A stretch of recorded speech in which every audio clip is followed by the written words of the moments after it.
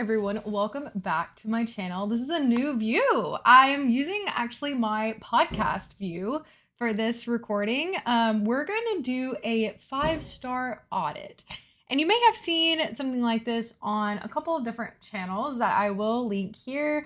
Books and Lala being the main one that kind of influenced me to do this. It gives you really an opportunity to analyze why you like the things you like. And I love a good deep dive, analyzation into the tropes that I like or maybe the themes that I enjoy. I think this will really give me an opportunity to pinpoint what I should be looking for my next reads. And what do I have on my TBR that falls under these categories of books that I love.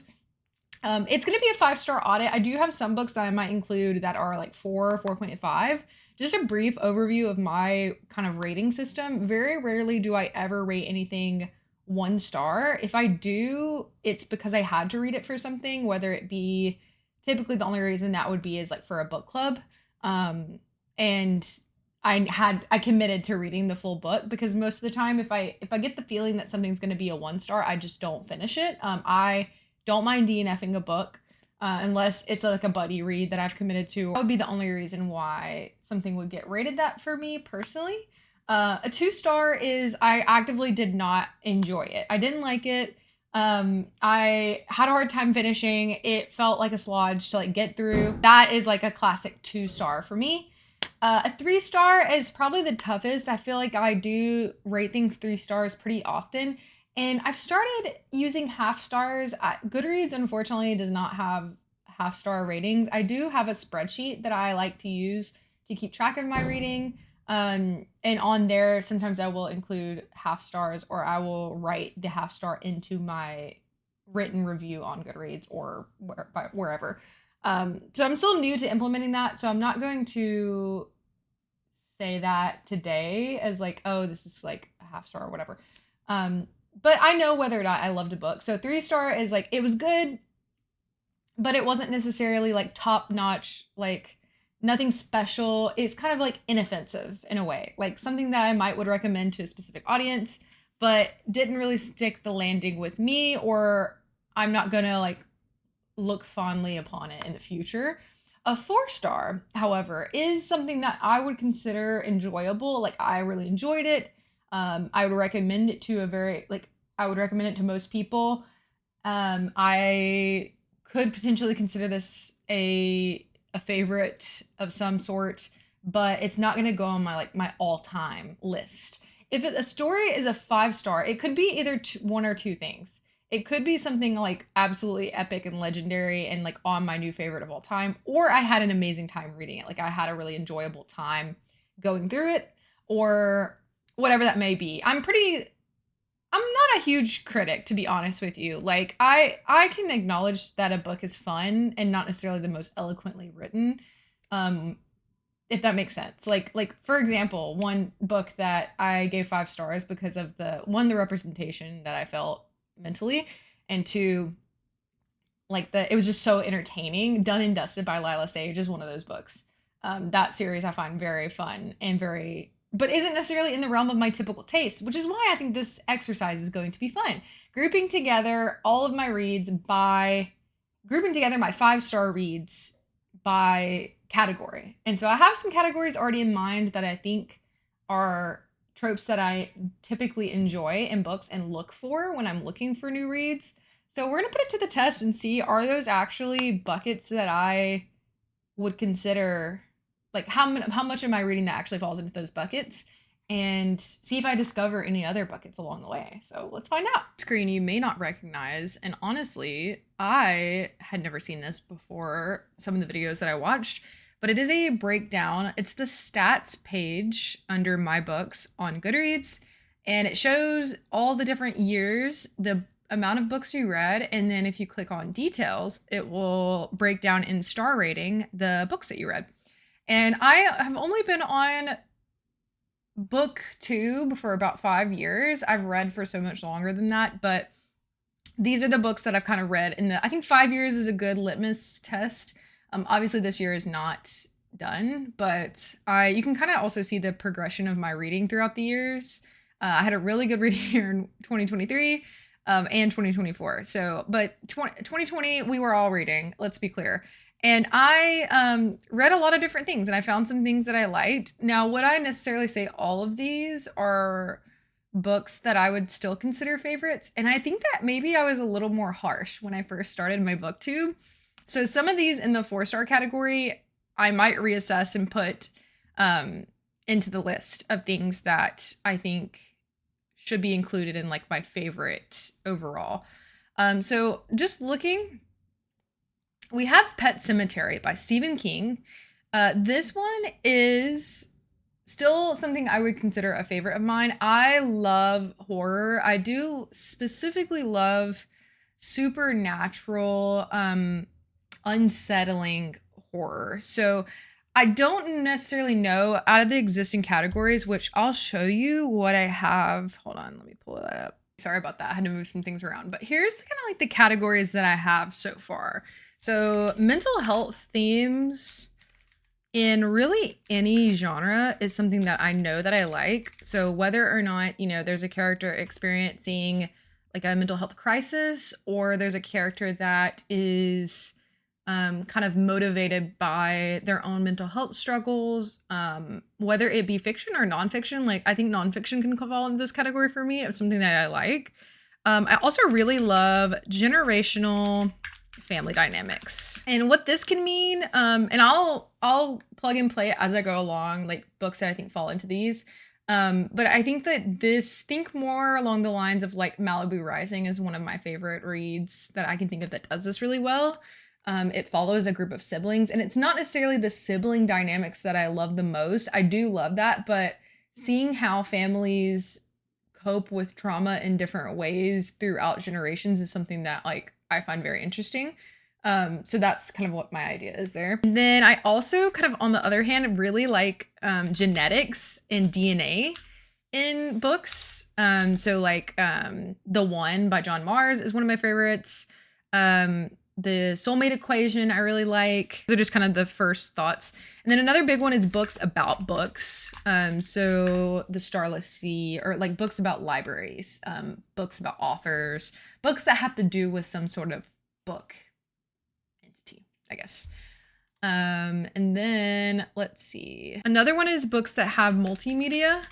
So that can include, and I may eliminate this category. I know this is a common one that I've seen across other people's audits. I might not stick with this one because I think generally when I'm enjoying this, like it might be because of a different trope and not like, I think this is an element in storytelling is really interesting, but I don't know that if you just give me a book that has this, is it going to be something that I like? Like, I don't know that necessarily equates to the same thing, but I'm going to leave it in here for now and then we'll discuss further. But a really big one is sleep, dreams, alternate reality. So anything that plays with these elements, I typically am always going to love. Thrillers, fantasy, anything like that. And then another big one we have is feminine rage, is something that I have recently come to know that I love in books. Think Iron Widow, Throne of Glass is a good one. A lot of times you see this in fantasy, but there are some like other genres that I think do this really well. So I think we'll find some themes for that.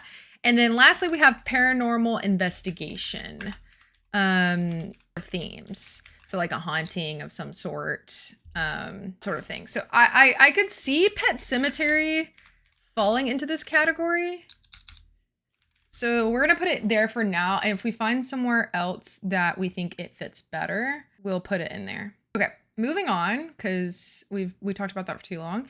We have The Flight Attendant. This one, I still love this a lot.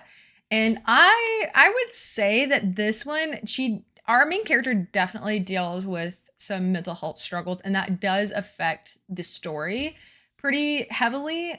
You're following our main character who is an alcoholic and she experiences blackouts. This one also kind of plays with time and reality.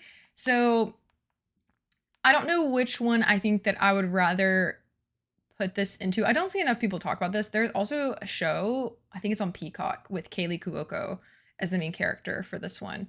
I think for now, I'm going to put this into mental health themes.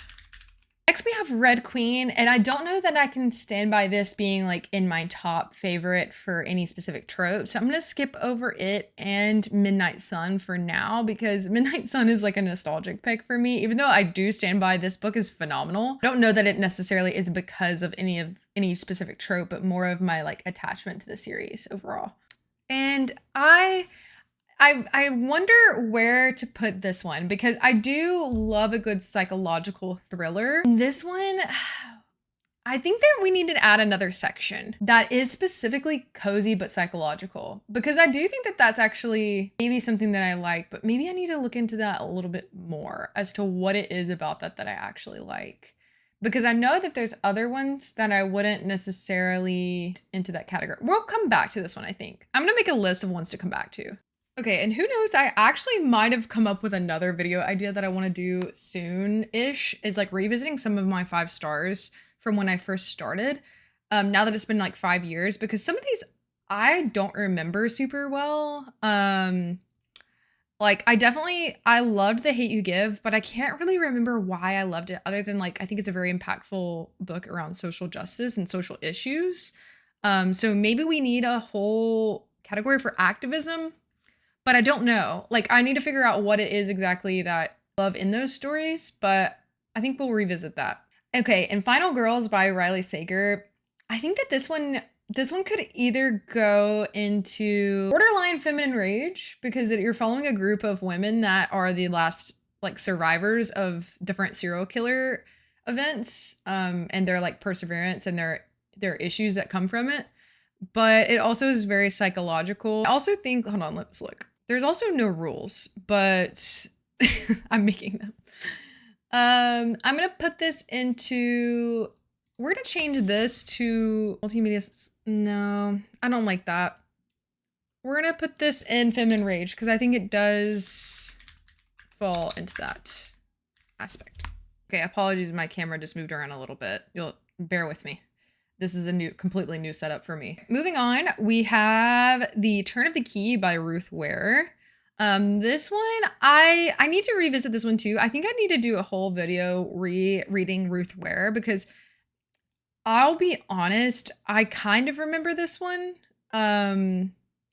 It's about like a nanny who is like monitoring this house, and it's really creepy and weird, but I need to revisit it. Then we have The Chemist, which is a underrated book from Stephanie Meyer. I don't know if I need a category for like genre bending is something that is always really fascinating to me. Like this one falls under like romance, thriller. It has a little bit of this sci-fi element. I actually think like I'm gonna make a whole psychological category, and I might need to like revisit it and expand on it, but we'll put this here too. This is going great. We're still in 2020.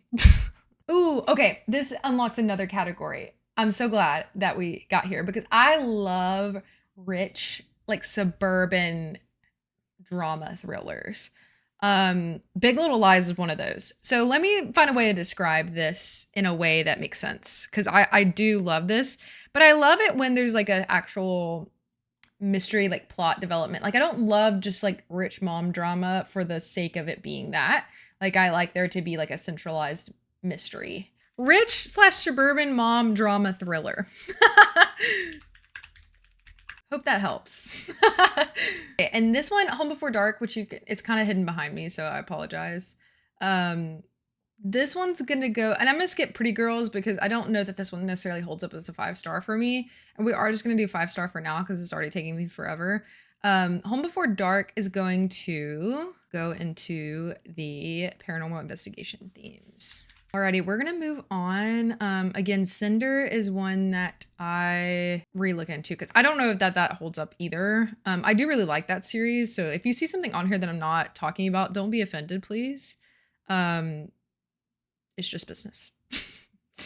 Alrighty, we have The Silent Patient. This one is definitely, oof. This one's tough because does it go into mental health themes? Like, I love the trope, and I don't really know how to describe this, but like, and I'm not gonna spoil anything, but like, I love the trope of like thinking someone is one person and they're not. Like, and I don't know if that is also like psychological thriller. I don't know. Hard to say. I think we're gonna put it. Okay, Just Mercy, absolutely phenomenal. You know what? I'm gonna make a legal, because I really enjoy legal stories. Sometimes, like there are some exceptions to that, but I love like a social justice, like legal system book. Oof, this one hits home. It's tough. This is a story of, and this might go into the feminine rage category potentially, because essentially this one is historical fiction, which is not typically something that I go for. I think I'm gonna modify my feminine rage and make it feminine rage slash empowering female main character. This book is amazing. All right, I'm gonna skip manga for now, just because I love Attack on Titan, and I think I love Attack on Titan because it's dark, it's gritty, it really zooms into, what I say, like the true raw, like core issues with society. And I also love, social issues slash justice, legal activism. I've got it. Humanity, exploration, dystopian. So this is really the only situation where I like dystopian novels, and so I'm not gonna skip it. I'm gonna put Attack on Titan in here.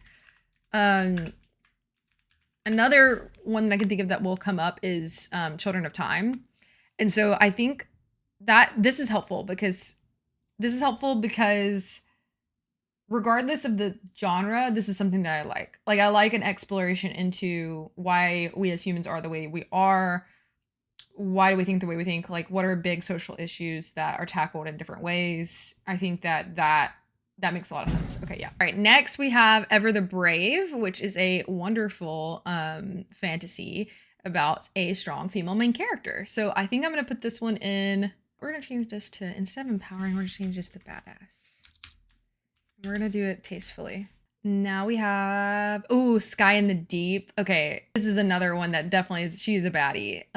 Essentially, this is like a Viking tale from Adrienne Young, one of my favorite ones that she's done, and I don't feel like enough people talk about this.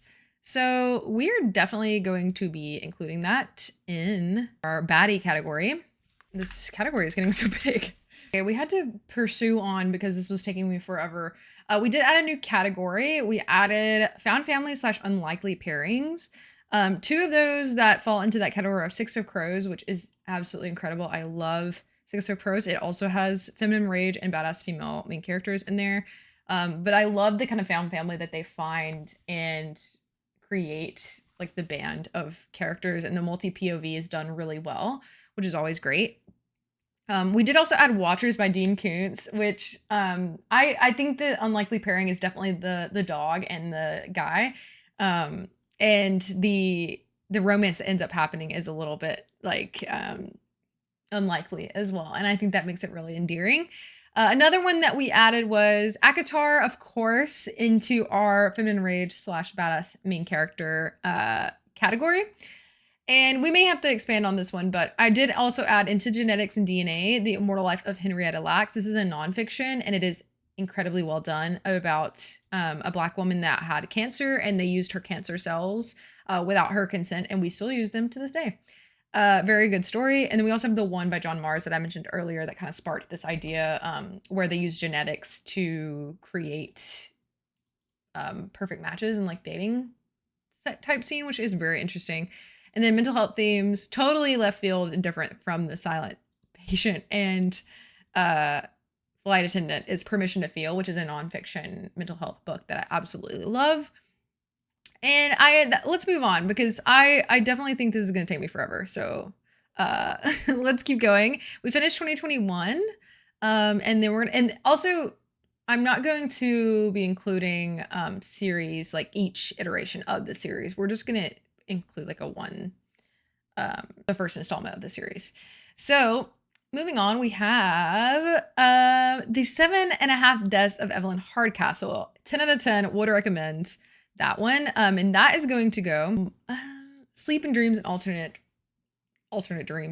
reality. And that's all I want to tell you about that one because it's so good. And this also could include like time loop because that's kind of like what's going on there. You're reliving the same day over and over again, like Groundhog's Day style. All right, and then we have Once There Were Wolves. This one is like a contemporary story about, oh gosh, I need like a magical realism, potentially magical realism. This one's hard because I don't know where to put this because one thing that I love about this book and the reason why I rated it so highly is the way that they discuss empathy. And one of the main characters, she if she sees something being physically harmed, she has like an equally affected reaction. And that's part of why I love this one. For now, we're going to put it under generational family dynamics because there is a lot of things explored with the main characters who are sisters. And this could also go hand in hand with mental health themes. So a lot of these have crossover. So we're just going to put them in what we think is the best category for them because there's a lot of crossover with these. Alrighty. Then we have Set Boundaries, Find Peace. This one is going to go into my mental health bucket. Then we have Vow of Thieves. This one is really good, but I don't know if it's still 5 stars. We might need to revisit that one. I really actually loved this duology. But I don't remember a lot about it. But I do love the character, so we'll revisit. This one, definitely, oh my god, Under the Whispering Door is so good. This one, I love everything about this one. But I love that it has to do with ghost and death. But I also love the kind of like found family aspect of it. I think this one's gonna go change this from paranormal investigation to paranormal and death themes. And the reason why for that is because basically it's like a purgatory, like in between place. And I love everything about it. So I think that's gonna go there. I think that's probably the best place.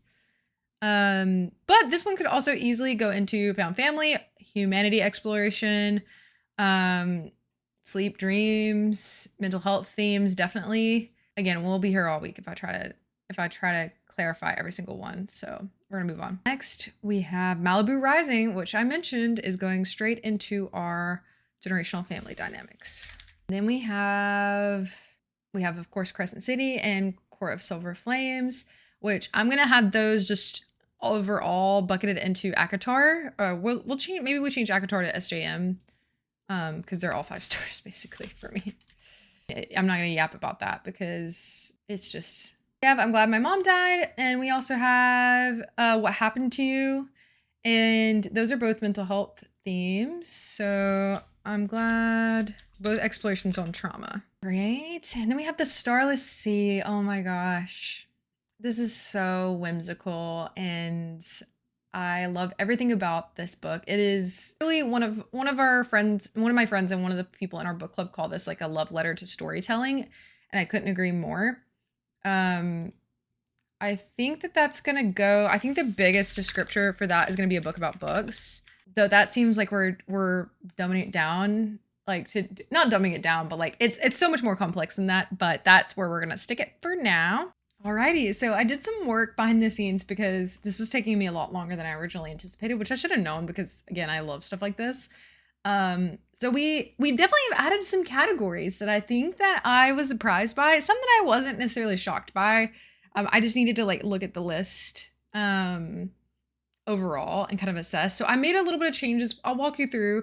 So our biggest, well, not necessarily our biggest, here's all of our individual buckets. Mental health themes, generational family dynamics, genetics/DNA, books about books, multimedia, sleep dreams, alternate reality, feminine rage/badass female main character, paranormal and death themes, cozy vibes is a new one that I added that I probably will expand on and eventually, rich/suburban mom drama thriller, humanity, exploration slash dystopian slash social issues. That is, I know, kind of broad, but like I that's kind of the similarities that I've seen in all of these groupings as to like why I like them. It's the discussion like that they promote. Best way I know to describe it. And then we have some that I'm going to revisit, just a couple, and then found family slash unlikely pairings. So this will kind of give you an overview of all of my 5 stars. I've decided that our episode 2, or like part 2 to this, is going to be me analyzing my TBR based on what we have found out on our spreadsheet